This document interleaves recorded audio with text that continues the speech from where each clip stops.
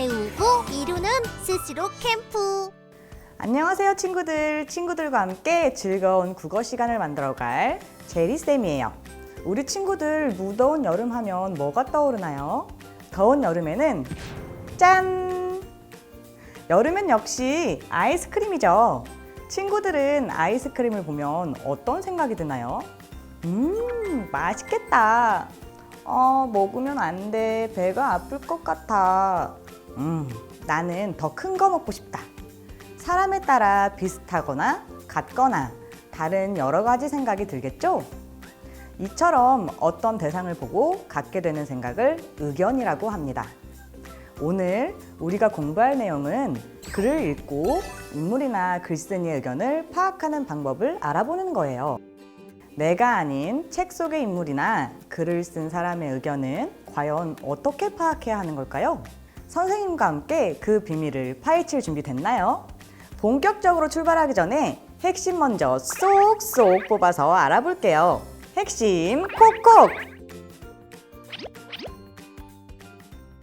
먼저 글 속의 인물의 의견을 파악하는 방법을 알아볼게요.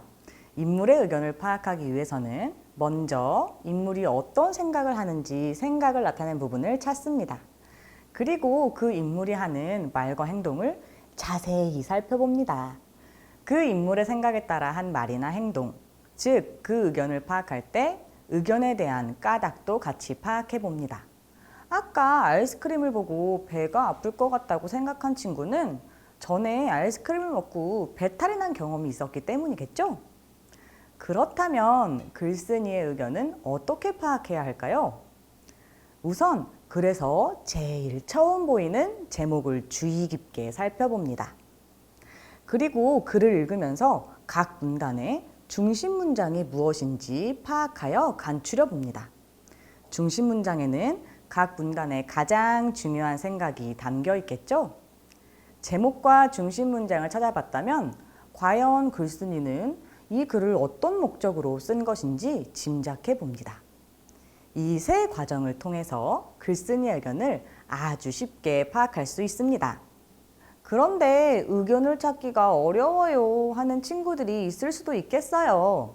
선생님이 쉽게 찾을 수 있는 힌트를 줄게요. 의견을 드러내는 문장은 주로 끝이 뭐뭐라고 생각합니다. 뭐뭐 하자 또는 뭐뭐 해야 한다 등으로 끝납니다. 이렇게 인물의 의견이나 글쓴이의 의견을 파악하며 글을 읽으면 어떤 점이 좋을까요? 맞아요. 글의 내용을 쉽게 이해할 수 있습니다.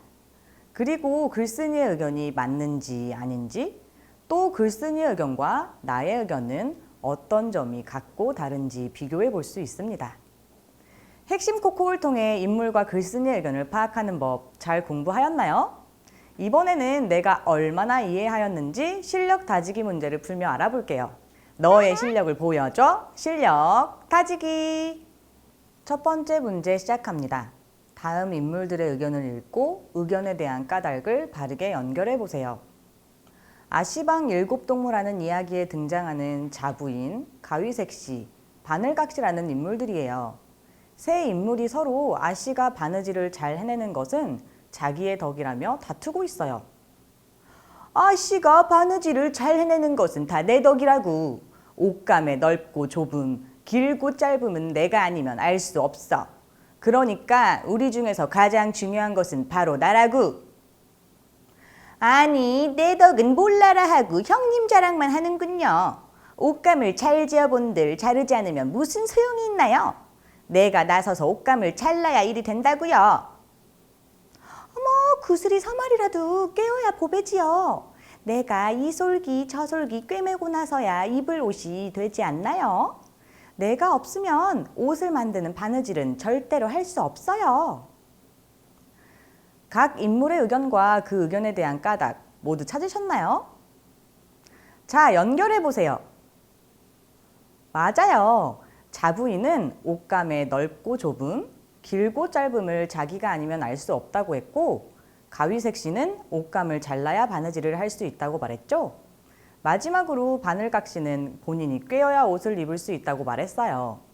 정말 잘했어요, 친구들. 다음 문제도 풀어볼까요? 다음 문제 열어주세요. 다음 글을 읽고 각 문단의 중심 문장에 밑줄을 쳐보세요. 의견을 찾을 때 어렵게 느껴지면 핵심 콕콕에서 선생님이 준 힌트 잊지 마시고요. 의견을 나타내는 문장이 어떤 말로 끝나는지 잘 살펴보세요. 자전거를 안전하게 탑시다. 최근에 자전거 사고가 빠르게 늘고 있다고 합니다. 자전거를 안전하게 타기 위해서는 자전거 안전수칙을 지키기 위한 노력이 필요합니다. 그렇다면 자전거를 안전하게 타기 위해 지켜야 할 수칙은 무엇일까요? 첫째, 안전장비를 갖추고 자전거를 타야 합니다. 안전모, 팔꿈치와 무릎 보호대 등의 안전장비를 갖추고 자전거를 타면 사고가 났을 때 우리 몸을 지켜줄 수 있습니다. 둘째, 자전거를 탈 때 위험한 행동을 하지 않아야 합니다. 자전거를 탈 때 무리하게 속도 내기, 짐바지에 올라타기, 손 놓고 타기 등의 위험한 행동을 하면 자칫 큰 사고가 날 수 있기 때문입니다. 셋째, 자전거 상태를 자주 점검해야 합니다. 고장난 부분을 미리 발견해 사고를 예방할 수 있기 때문입니다. 특히 브레이크, 바퀴, 손잡이를 주의 깊게 살펴보아야 합니다. 자전거 타기는 여러모로 좋은 운동입니다. 자전거 안전수칙을 실천하여 자전거를 안전하게 탑시다. 각 문단의 중심 문장 찾으셨나요? 같이 확인해 보겠습니다.